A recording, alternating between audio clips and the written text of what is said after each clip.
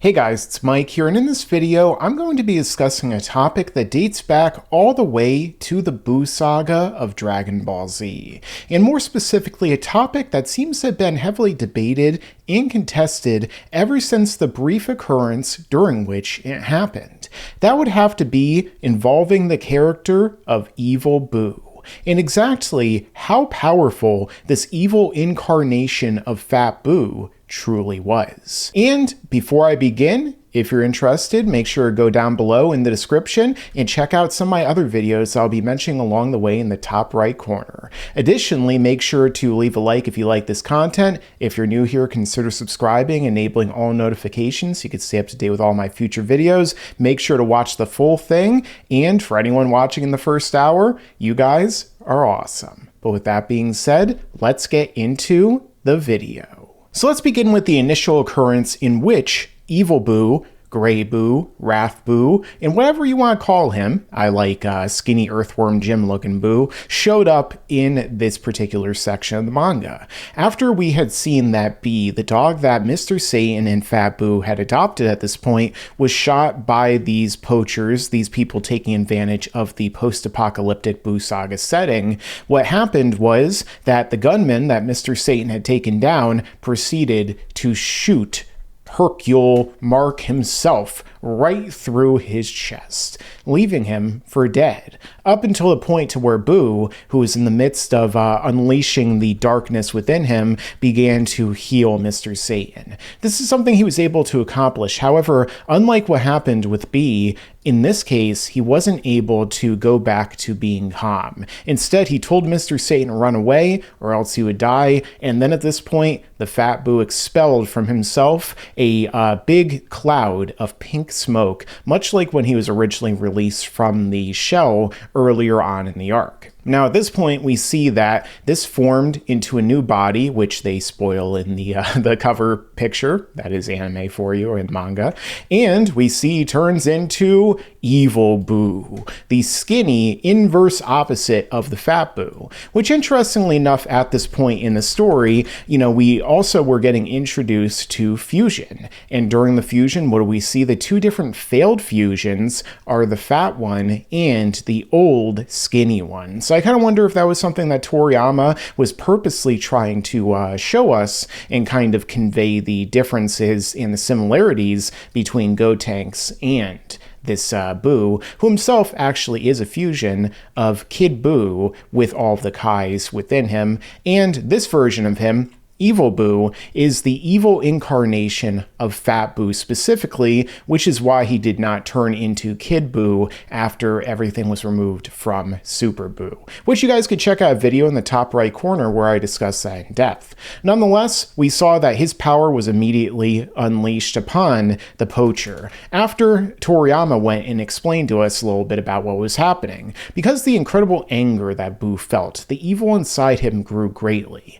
It became another Buu. In other words, they separated into an evil Buu and an innocent Buu, which many people like to call this Fat Buu up here Mr. Buu or Good Buu. And we'll get more into whether or not that's the same Buu at the end of the story.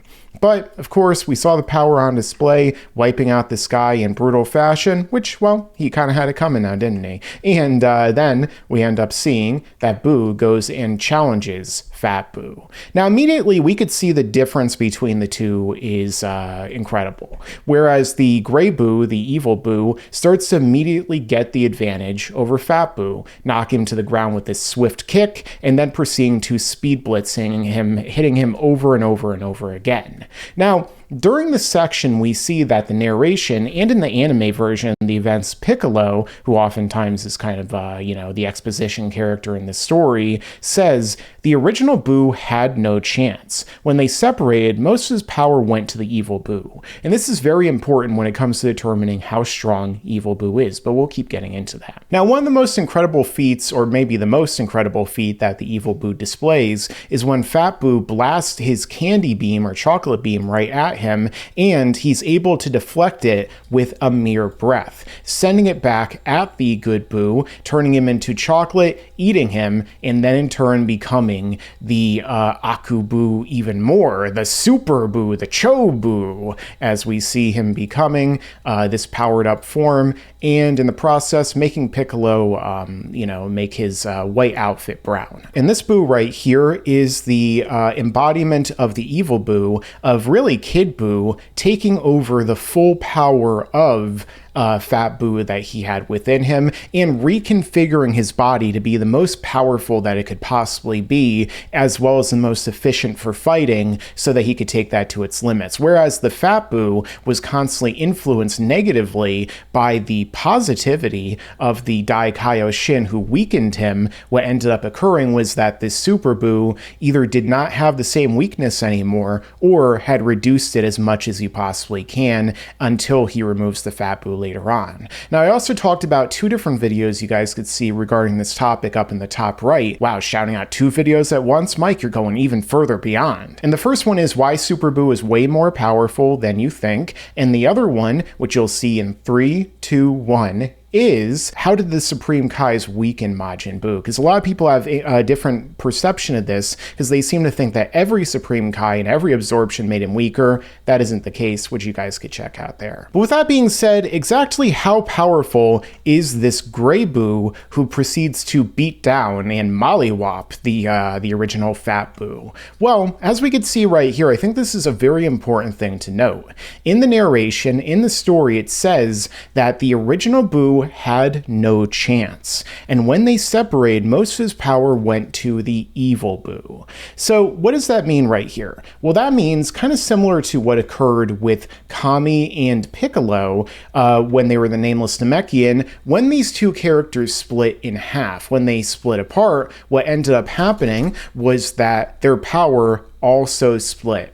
And so as a result, this Fat Buu that we could see here and this Gray Buu we could see here are actually weaker, it would seem, than the Buu that we saw earlier on when he first debuted and when he was fighting against Majin Vegeta, for example. And as a result, this means that the 2 of them individually are weaker than the whole that was before. So that means, as a result, that Gray Buu is actually weaker than Fat Buu that we could see right here. And as a result, is arguably one of, if not actually, the weakest Buus in the story. Unless, of course, we say that this Gray Buu actually didn't have the weakness anymore within him of the Dai Kaioshin, the Fat Supreme Kai, that made up the appearance of Fat Buu. And rather, he was actually more powerful than the initial Fat Buu that we were introduced to, because of the fact that he no longer had that limitation placed upon him. And this is the main reason why, very similar with Super Buu, we see that his power is demonstrated to be so great, because obviously Super Buu has less limitations of the good Supreme Kai and the good of the Kais on him, the soul as it were. So you can argue that perhaps it makes sense that when the narration here is saying that the 2 of them had split and most of the power went from the original Buu when they separated into the evil Gray Buu, then in turn it's actually all the exact same power that we see on display here as Super Buu that was in turn split with, let's say, a higher percentage into this Buu who would eventually transform into him. However, I don't think that that's ever really said. You can make an argument for that. However, it doesn't really seem like that's necessarily something that Toriyama was making the note of. Rather, it was all the power of the whole Fat Buu that originally existed split in half.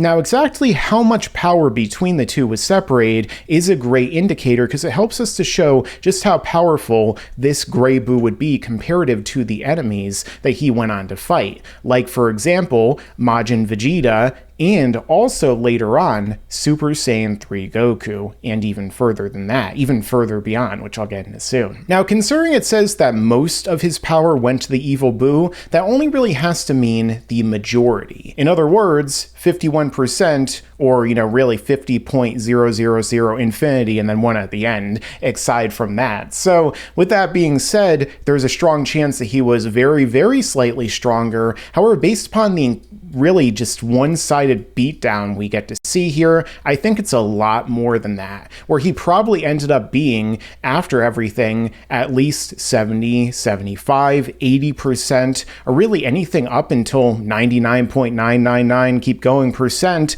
of of the Fat Buu's power. I mean, he was so powerful that he was able to blow back this beam that turned Deborah, who is a, weaker Super Saiyan 2 level threat, right into him overall, and turned him into a candy, a cookie, and then in turn, a chocolate actually, and then he ate him and transformed. So, despite the fact that obviously this is a Buu as well, and he in turn would have magic and all the same type of powers that this other Buu would have, we do see him just able to effortlessly defeat this Buu, which means that I would say the vast majority of his power went into him before he became Super Buu. And so as a result, with that being said, I think he still would be more powerful than Majin Vegeta, and no doubt able to survive the same things that the other Fat Buu did in terms of the final explosion, or what we go on to see later on with him regenerating even from smoke. Like I said in another video in the past, there is no indication that just because Buu got stronger, suddenly his regeneration did too, even though you could make that argument. However, because he is weaker than Fat Buu, I would assume that he would still not be able to defeat Super Saiyan 3 Goku in a straight up fight, because the fact that his power would still be more or less inferior to this Goku, which would in turn make it to where he wouldn't be able to defeat him. And I actually discussed in a video in the top right corner who would actually win in a fight between Goku and Fat Buu if the fight continued with the timer and everything intact. That's probably the only way I could see Gray Buu winning, just wearing him out and being able to win because of stamina and regeneration. Additionally, he wouldn't be as powerful as Super Buu, especially when he went on to fight against Super Saiyan 3 Gotenks, who was even stronger than Super Saiyan 3 Goku by a wide margin, or Ultimate Gohan, during which we could say the exact same thing. And so he might have been able to put up a very, very slight fight against him, but if Gotenks actually went all out from the beginning, there's a chance he would be able to obliterate him just as easily as he would have been able to Fat Buu, assuming again that he could actually kill him because of his regeneration. And naturally, he wouldn't be as powerful as this Super Buu at the absorptions either,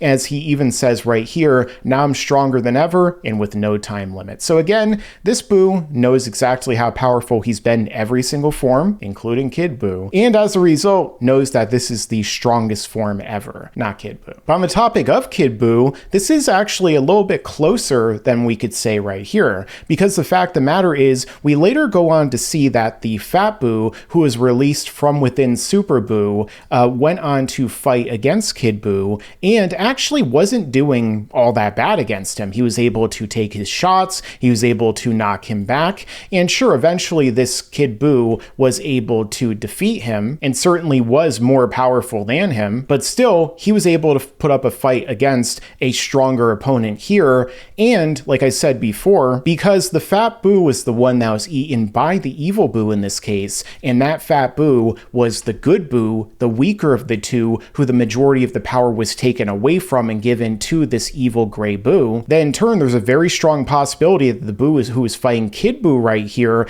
is actually not as powerful as the original Fat Buu was, which also makes sense because Fat Buu did have Kid Buu inside of him, whatever influence he had in terms of his overall power, and thus as a result this could be the Buu that's like 20% of the original power of the Fat Majin Buu that we were introduced to, or the 1%, who really knows how big of a difference that was. But because Gray Buu was the incarnation of the evil of this Buu, and this is seemingly the good Buu, you could argue that that means that the Gray Buu had more of the power of Kid Buu within him as well at the same time, and thus in turn would be able to put up a far better fight here against Kid Buu, and for all we know, might have been far more of a match for him overall, which goes to make you question even more just how powerful this Kid Buu really is within the continuity of the anime and manga. Even though in the anime version, of course, they do say that Kid Buu is the most powerful, or at least Goku says he's on a whole different level from the other Buus up until now, when you look at the in-universe evidence, you can make an argument that that isn't necessarily the case. And another point worth noting is that after Goku defeated Kid Buu by using the Spirit Bomb and obliterating him completely, after finding Fat Buu's body, Vegeta wanted to kill him and wipe him out because the fact that he could possibly spawn another evil Buu again in the future. future, which could in turn lead to everyone being defeated and destroyed because of just how much of a threat there was after everything that occurred with the Fat Buu splitting with another Evil Buu. So that again goes to suggest and show you just how big of a threat the Evil Buu really was, even if it would to be spawned by a Fat Buu, for example, who is not as powerful as he originally was. So with that being said, just how powerful is the Evil Buu? Well, let's get into my conclusion right now. So how powerful is Evil Buu, or was he at least, in the Dragon Ball story? Well, I think all the evidence supports and suggests that he is actually weaker than the original Fat Majin Buu that we were introduced to. However, because he is evil and is more the incarnation of Buu's wrath, he might be able to actually output more power than the original Fat Buu was putting out when he was fighting against his enemies like Vegeta and Goku, for example, because the fact that he was always playing around, he was a lot more docile and a lot less capable of putting out that energy because the influence of the Daikaioshin upon him. However, with that being said, there probably is still an influence on him from the Supreme Kai because the fact that you could actually see he's wearing the same type of clothing, and I discussed that more in a video I referenced earlier in the top right corner, but nonetheless, I think it's safe to say that he is less powerful than the original full power of Fat Majin Buu, and thus in turn weaker than pretty much all the other Buus with the exception of Good Buu, and you can make an argument about the other forms. But with that being said, guys, let me know your own thoughts down below in the comments. What do you think about this, and how strong would you say that Evil Buu is? Additionally, if you're new here, consider subscribing and enabling all notifications. That way you can stay up to date with future videos just like this. And make sure to share this video out. Thank you all for watching this far. Thank you all for who, again, watched in the first hour. And make sure to stick around, because there's a lot more to come in the future. Yeah, and you better subscribe.